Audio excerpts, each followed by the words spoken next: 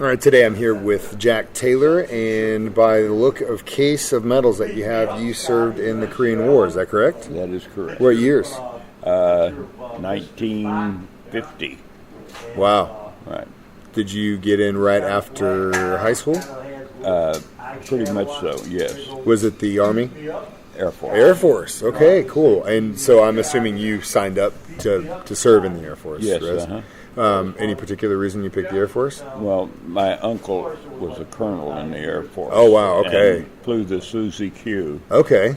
So he talked me into going in the Air Force. So he used his experience to basically say this is the way to go. Right. And the first thing I heard when I went in was, don't expect any help from him. Oh, well, of course. He wanted you to make his own. Oh, yeah, And I of said, course. well, Sarge, that's right. I don't expect any help from my uncle. Yeah. And I said, I know he's Springfield's hometown hero and all the rest.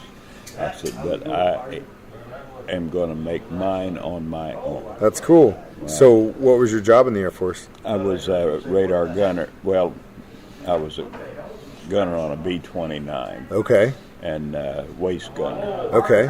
And then whenever I come back from overseas, I went into just radar.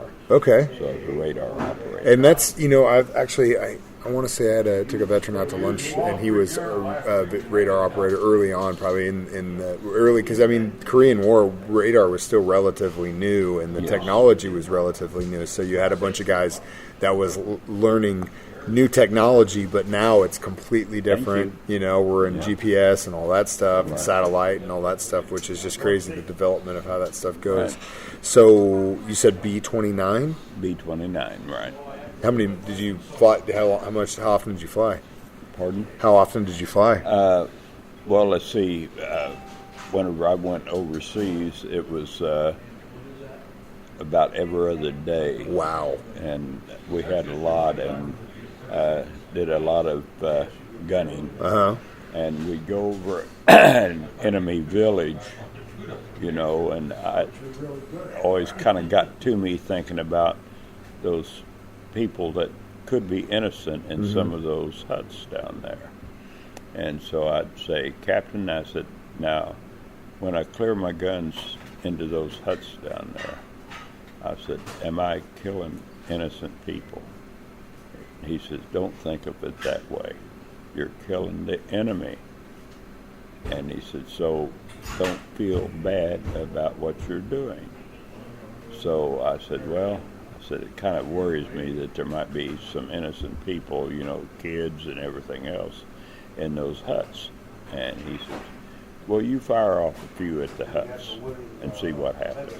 And I did, and had big explosions because they were pouring in those huts. So they made you think that there were people in there, but it was all... Right. And it was all ammo and everything else. So it was really a eye-opening. And he's probably speaking off of experience. Oh, you know what I mean? And I'm sure that's something every person that serves, especially overseas in war, have to go through and see. And the guys that have gunned probably know, hey, they're pulling on your heartstrings. That's what they're doing.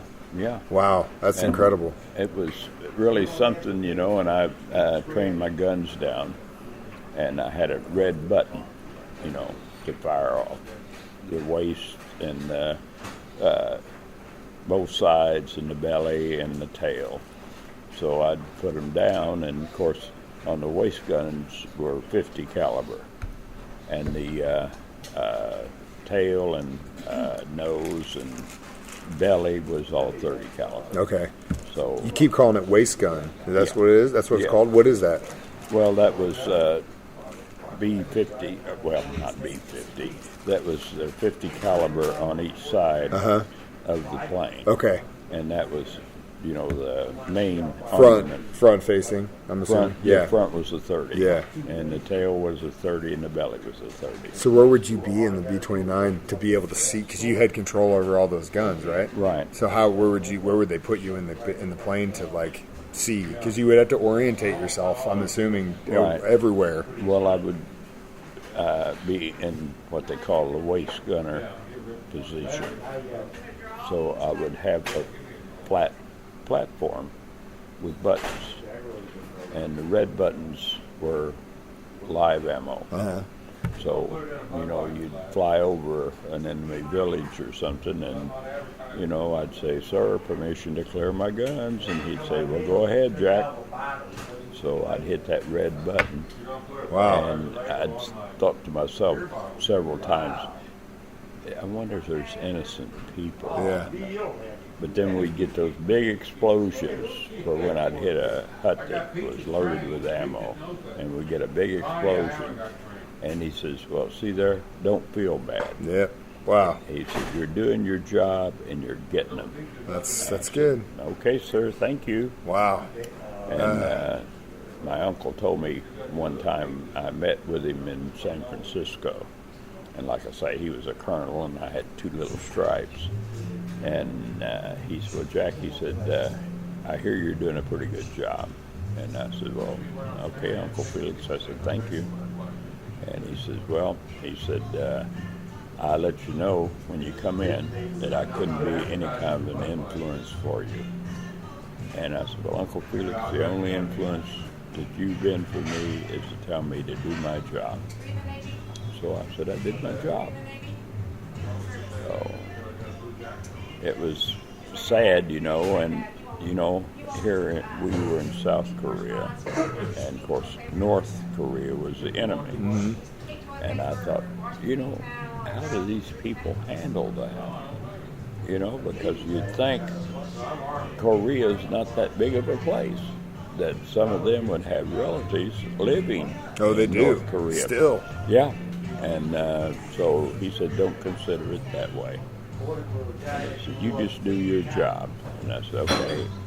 And I said, "You let me know, Captain, when you want me to fire them off." Man. He said, "Well," he said, "we got a village coming up." He said, "Get ready." So, Did you mentioned earlier that you got into radar after you got back from Korea? What'd you do? Did you go anywhere else overseas and do that, or was that all here on the stateside? All here stateside. You served from 50 to 53, is that correct? Mm-hmm. Wow. That's cool. You want to explain to me what some of these medals in the case are? Well, can't see very good. Gotcha. Here we go. Okay. This primarily was Korean service. Uh-huh. And also it was, all I could say, I guess, really, it was Korean. Uh-huh. And this one was for armament, and this one was United Nations, and this was a Japanese medal for me. Wow. So that was it.